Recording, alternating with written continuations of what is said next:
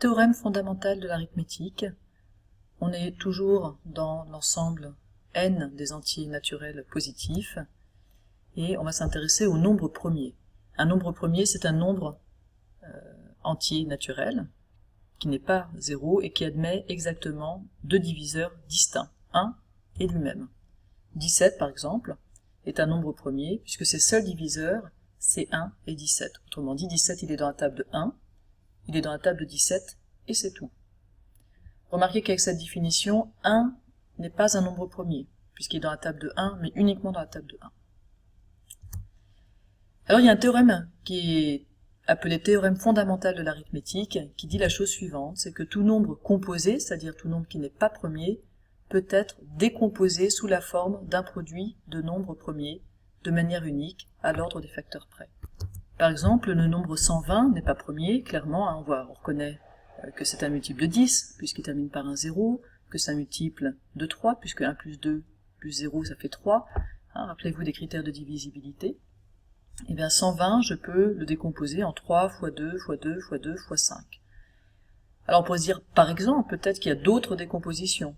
Eh bien non, le théorème me dit que, quelle que soit la manière dont je m'y prenne, si je veux avoir un produit comme ça avec que des nombres premiers, eh bien j'aurai toujours ces nombres premiers-là, à l'ordre des facteurs près. Je peux évidemment intervertir le 3 et le 2 par exemple.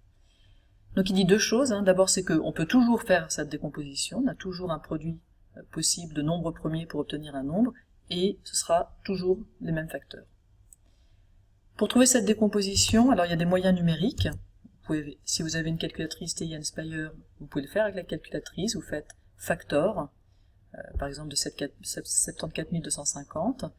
Avec Wolfram Alpha, ce sera la même syntaxe, vous faites factor. Et puis si vous avez installé MathOS sur vos smartphones, vous allez dans Basic Math et Find Prime Factorization.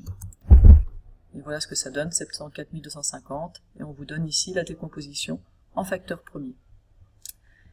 C'est bien de savoir le faire aussi à la main, je vous montre comment on s'y prend.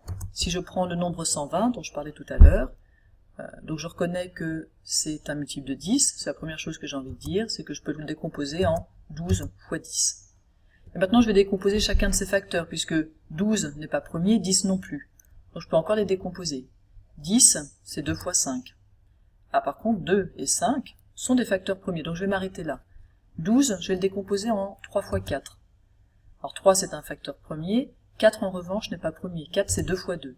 Et là je suis arrivé à une décomposition avec plus que des facteurs premiers, 3, 2, 2, 2, 5. Donc 120 c'est 3 fois 2 fois 2 fois 2 fois 5. On l'écrit plus joliment en 2 au cube, on met d'abord les plus petits facteurs et on les regroupe. J'ai 3 fois le facteur 2, donc je vais avoir 2 fois 2 fois 2, ce qui s'écrit 2 puissance 3, on verra ça aussi un peu plus tard, fois le facteur 3, je l'ai une fois le facteur 5. Quelle que soit la manière dont vous y prendrez, vous trouverez 2 puissance 3 fois 3 fois 5. Il y a d'autres manières, n'hésitez pas à regarder sur internet si cette manière de procéder ne vous parle pas.